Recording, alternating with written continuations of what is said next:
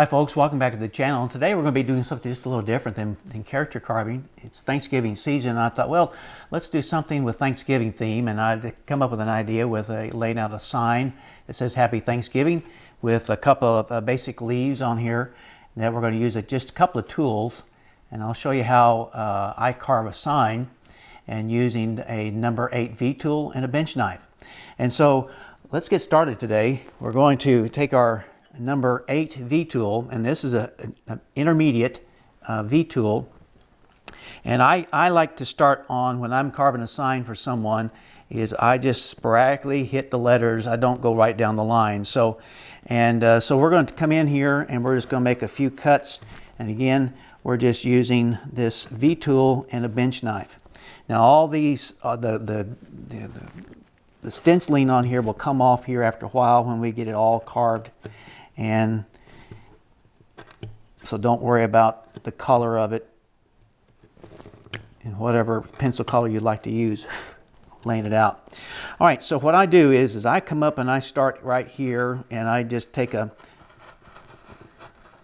my time through here. Now one thing I should have done is come in here first and make my stop cuts on the top of my lettering. So always remember that there, and the bottom of your lettering, or however the stencil is laid out for you that you like. And so we're going to be just putting these stop cuts in every so often, because that way when the wood, when the V tool goes through, it will not go all the way through. So we're just going to take, and this is a very simple thing. This would be good for teaching kids how to do relief carving and control. And just coming in and see that stop cut, how clean that makes it there whenever you come in and do that.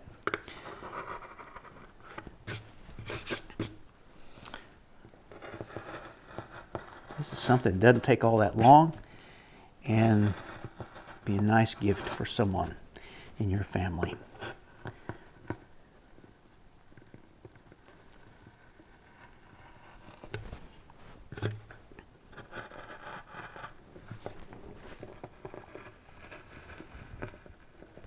There's all kinds of styles of stenciling out here that you can get online to print off.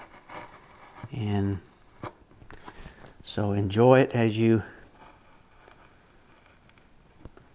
go about laying out your sign. Pick out a stenciling that works best for you. Practice first before you lay out. Practice before you actually go to the piece. And on a piece of scrap wood. Now as I was coming around the bend here, I always kind of lighten up, and then I go a little deeper, and then I lighten up as I get to the end of the letter. And so that will take practice also. So once in a while you'll need to come in, take your knife, and remove these little chips right in there. All you're doing is basically tracing the inside of your lettering.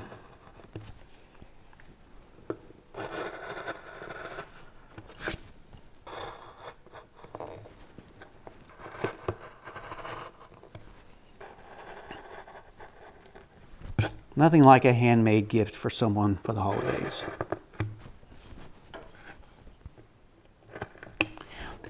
The pressure that I'm putting, you'll have to figure that out yourself, because the more you do it, the more easier it will be for you, and you'll know exactly what pressure you need to put. Now when I come to S's, I kind of divide it up and come out of that curve. Come around, lighten up on your pressure. Okay, and then I'm coming in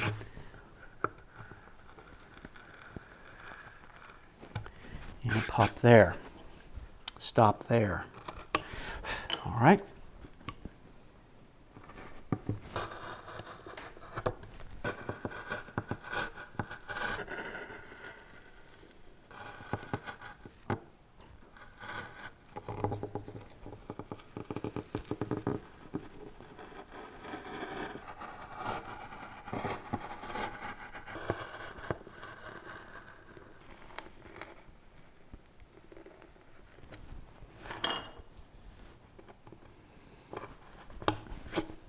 Okay, I think I've got all the letters now.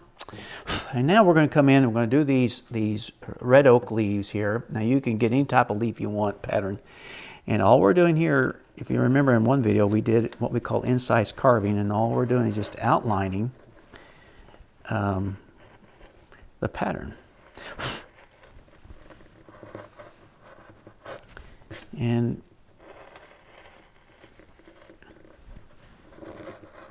I don't put any stop cuts on this guy, on these leaves. And you can if you need to.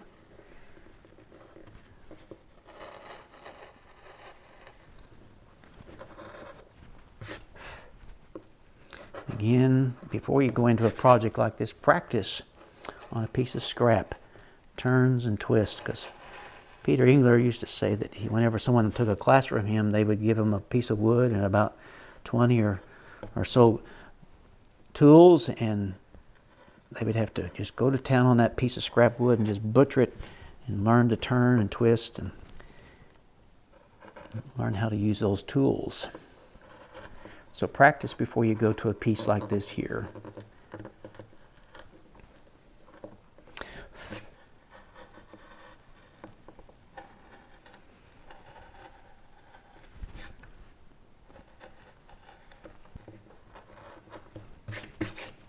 Okay, now this is something I like to do. You don't have to do this, but I come in and I'm using a number 12 U-gouge here. It's shallow, and I like coming in and just carving the insides of the leaf to give it some action there.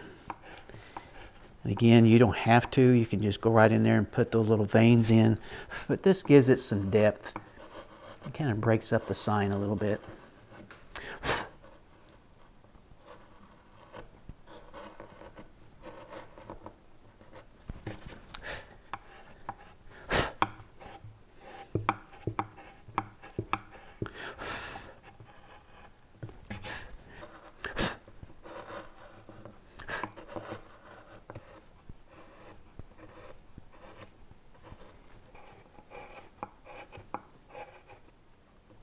Now, if you want, you could take and carve all this around and make this leaf stand out.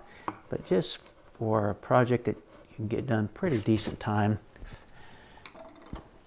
you can just incise carve this. So now we're going to come in with a small V, whatever small V you have, and now we're going to put in little veins.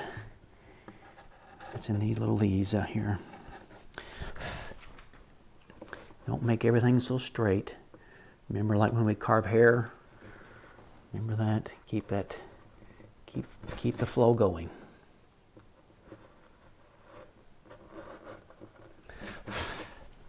You can put as much detail in these leaves as you'd like. Okay.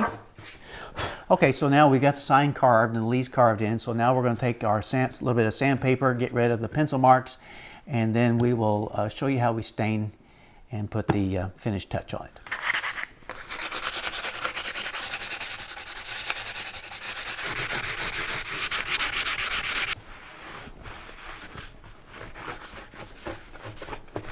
Okay, we got the sign laid out. Now we're getting ready to put our stain on. Now again, the stain is up to you, whatever you like, light or dark or medium.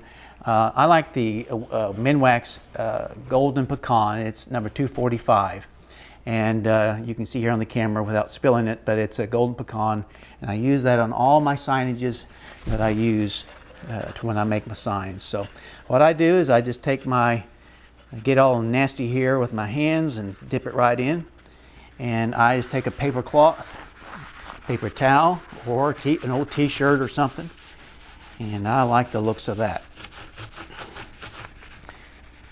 And again, you may have to put 2 or 3 coats on for the desire of the desired look that you're wanting. And because what we're getting ready to do here in a little bit, when this kind of sets, and remember always get your edges and your ends when you're staining. And again, if you're going to put this outside, I would get some type of a stain that is more outdoor friendly, that will endure. Now, direct sunlight on basswood is not a good thing. So if you can, either put on a covered porch and whatever. Now I'm just working it in every which way. I think that looks good on the camera. I think it looks very nice. And this will be a nice little gift for someone around Thanksgiving time.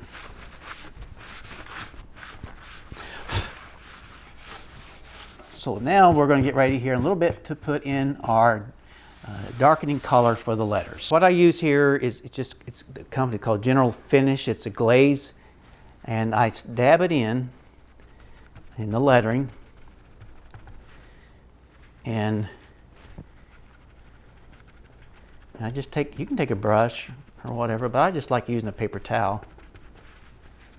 Again, if you have a way of doing this, you just stick with what you do. And this is burnt umber color, and it is by General Finishes. I get its water base, and you can get any color from them you want, but look them up, and they're a good company.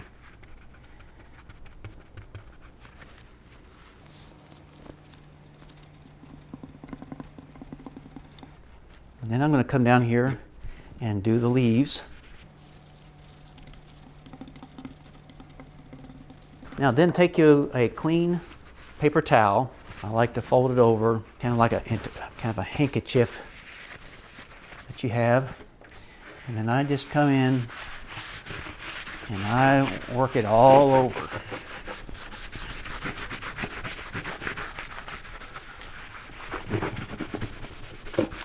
Then when I get this, then I take it, and where it's darkened, I just go over this area again.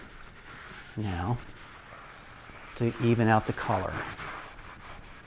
That way you don't have splotches through here.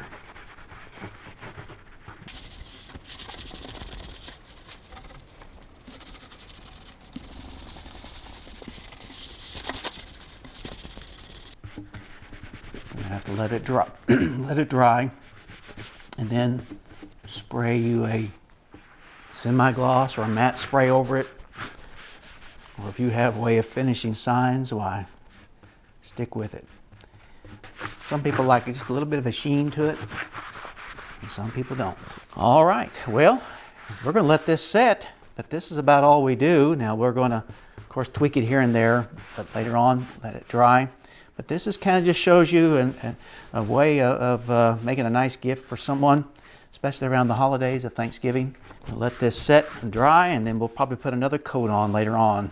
Get rid of all the different shadows and things, and let this absorb in. Well, again, we thank you for joining us today, and happy carving, and we'll see you real soon. Like and hit the bell button and subscribe if you haven't. So see you real soon.